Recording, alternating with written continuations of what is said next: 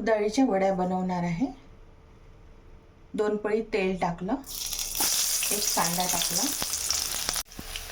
लसूण जिरं ठेचलेलं टाकलं आहे। त्याला परतून घेते।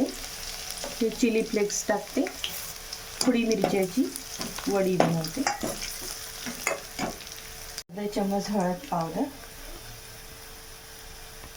अर्धा चम्मच सॉल्ट,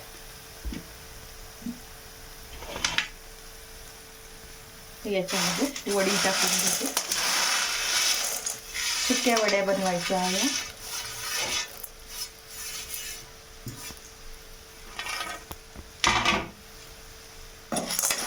मिक्स करते।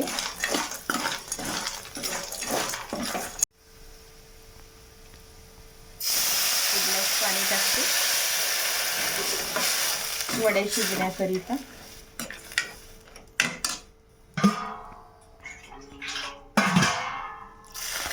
दोन ग्लास पाणी टाकलं तर याला शिजू द्यायचं। भाजी उकळत आहे, आता याला चांगलं शिजू द्यायचं। मग याच्यामध्ये सांबार वगैरे टाकते। वड्याची भाजी शिजलेली आहे। आता याच्यामध्ये कोरिएंडर लीव्स टाकलेला आहे, हे मिक्स करून घेते।